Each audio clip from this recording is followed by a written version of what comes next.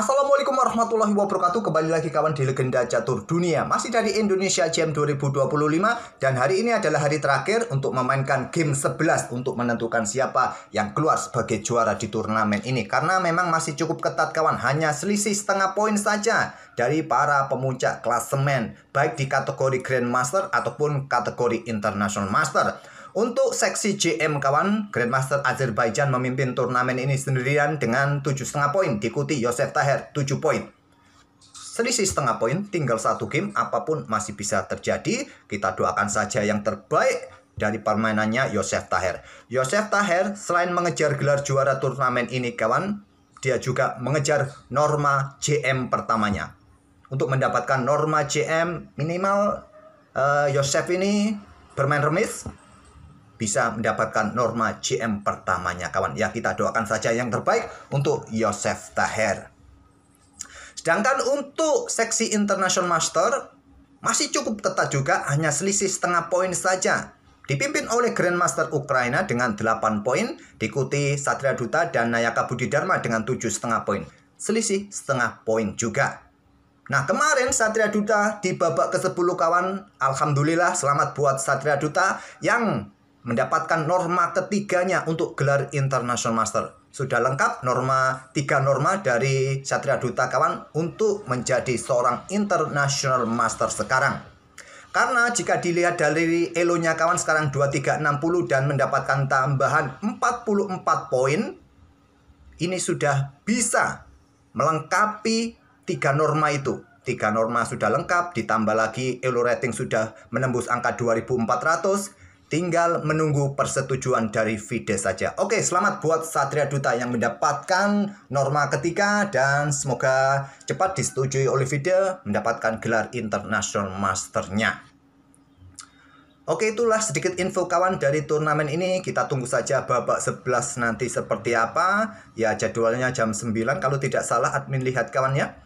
Oke, untuk game kali ini yang akan kita ulas ini, game di babak ke-10, ada 2 game yang akan kita ulas. Kita lihat dari permainannya Prias Moro yang menempati posisi ke-6 kalau tidak salah tadi kawan. Dan 1 game dari Megranto yang menjadi juru kunci di seksi Grandmaster.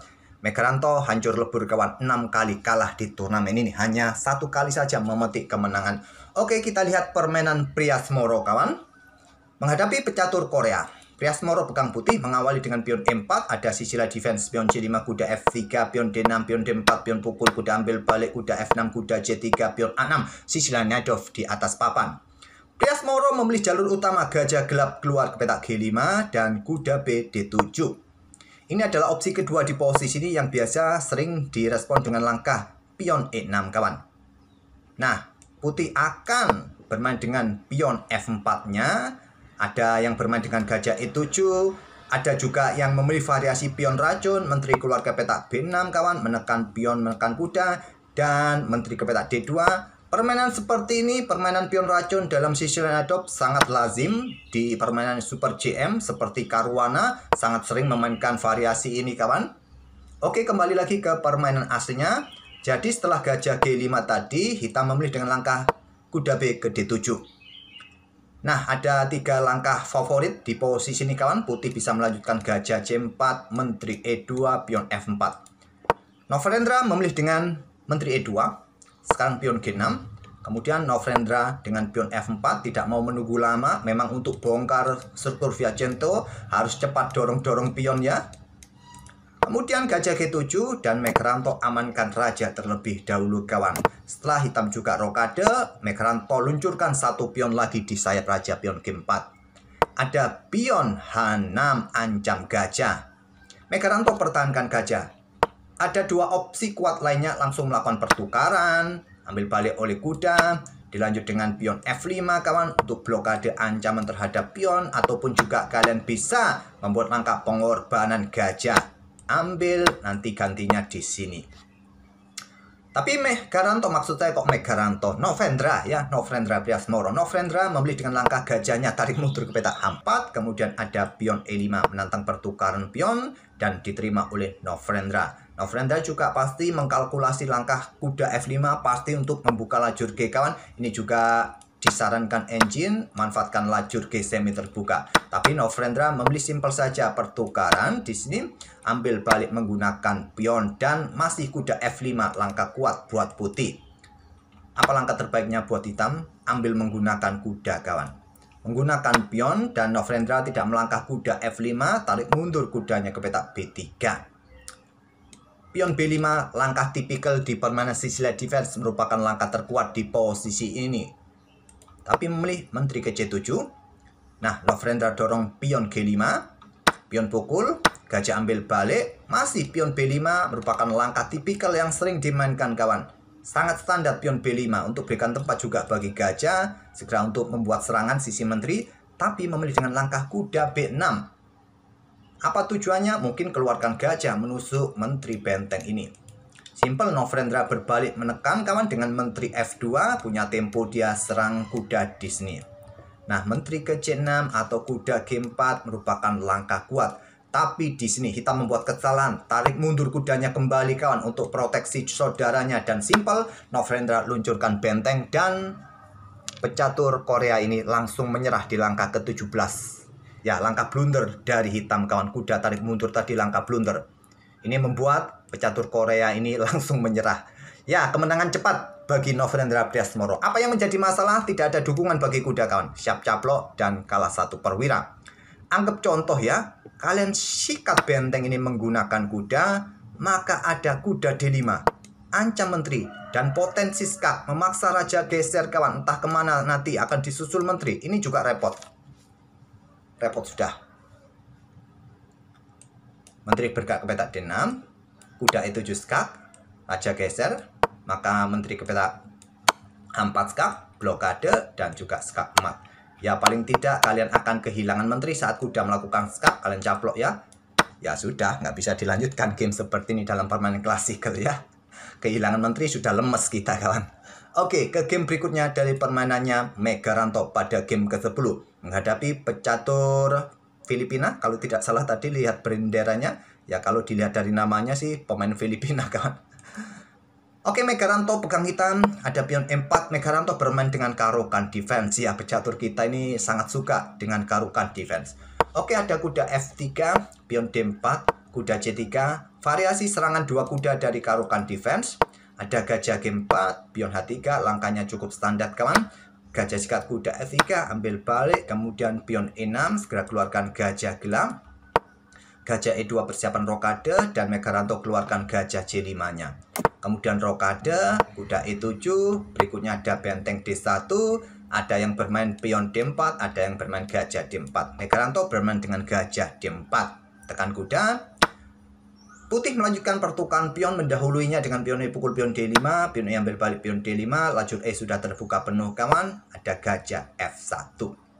Berikan tempat bagi manuver kuda mungkin, atau juga buka kembali lajur E. Rokade hitam atau Megaranto, kuda E2 usir gajah sebelum memainkan pion D4-nya, gajah mundur ke petak F6 dari Megaranto, dan sekarang pion D4. Kemudian kuda G6 lanjut Megaranto, pion G3 untuk kontrol petak-petak gelap, tidak memberikan kesempatan kuda manuver-manuver, dan gajah G5 menantang pertukaran, ditahan dengan pion H4, diserang gajah, dan Megaranto yang mendahului pertukaran. Benteng ini lebih cepat keluar ke lajur pusat, persiapan dengan pion C-nya. Benteng E8, pion C4, Megaranto menerima tantangan pertukaran pion. Kuda C3 terlebih dahulu, gajah yang akan ambil balik dan mendapatkan diagonal serang kembali kawan. Kalian tidak bisa bermain seperti ini, tidak bisa kawan. Ya, simple, kuda akan ambil pion ini ya. Nah, coba lihat. Gantinya benteng di belakang. Jadi, Megaranto di sini bermain dengan langkah pengembangan. Kuda D7. Gajah ambil pion C4. Mengancam peta F7. Ada menteri F6 menantang pertukaran. Ditolak menteri H5. Dan Megaranto melangkah kuda B6. Opsi lainnya, keluarkan benteng-benteng. Benteng AD8 terutama. Atau menteri geser ke petak D6. Memilih kuda B6 serang gajah cukup normal bagi kita juga. Gajah dipertahankan pada diagonal serang, mundur ke petak B3. Dan ada benteng AD8 lanjut Megaranto. Kemudian putih melanjutkan angkat benteng ke D3. Untuk persiapan dengan gajahnya kawan menyerang petak F7. Dan juga persiapan mempercepat doubling benteng di lajur pusat untuk mengawal pion pusatnya. Megaranto pertahankan baris ketujuhnya dengan benteng D7, benteng CD1, Menteri D8 tarik mundur, Menteri F3 kembali menekan pion F7 dan juga memberikan dukungan pertarungan pion di petak D5 nanti mungkin. Ada kuda F8 dari Megaranto. Sekarang dorong maju pion D5, Megaranto menolaknya. Pion C5 dia mainkan. Sebaiknya jual beli kawan, jual beli di sini. Akan tercapai keseimbangan posisi buah ya. Dalam posisi kena serang, kalian bisa keluar ke petak C7, pertahankan pion ini sementara. Oke, Megaranto menolak pertukaran, dorong pion kawan. Ya harapannya bisa garbu benteng gajah, tapi masalahnya ada kuda 4 kawan. Nanti kuda pukul kuda, gajah bisa bergerak ke petak 4 menusuk 2 benteng. Dan pion ini juga rentan jatuh. Kuda G6 lanjut Megaranto, siap garbu menteri benteng juga, sama-sama memberikan ancaman ataupun juga dorong maju pion ini kawan. Kuda pukul kuda. Nah, menteri ambil balik, gajah ambil pion C4. Megaranto ingin mempertahankan pionnya dengan langkah kuda G6 terlebih dahulu. Benteng C3 untuk menghindari ancamannya. Kuda E5, menteri G2. Sekarang bermain dengan benteng D ke E7 yang kuat. Memilih ke petak C7 kawan, mempertahankan pion ini. Masalahnya seperti ini kawan, kuda pukul kuda ambil balik, memang pion nyaman sudah. Tapi ada gajah 4 terlebih dahulu, awasi ruang terang. Benteng geser kembali, sekarang giliran pion D6. Mau kemana benteng kalian? Mundur ke petak C8, diikuti dengan menteri caplok pion B7. Dipredeli pion Megaranto satu persatu kawan. Nah, cukup berbahaya ya. Pion siap ganggu lagi posisi nanti. Ya sementara ditahanlah agar benteng ini tidak naik. Dan posisi pion ini dalam posisi yang bisa terancam. Sewaktu-waktu bisa geser. Dan gajah pun juga sewaktu-waktu bisa reposisi kembali untuk menekan petak F7. Maaf salah klik kawan. Nah, pion C4 dari Megaranto. Kemudian sini menteri ke E7 menantang pertukaran. Ditolak dengan langkah kuda D3. Seumpama diterima sekarang kawan.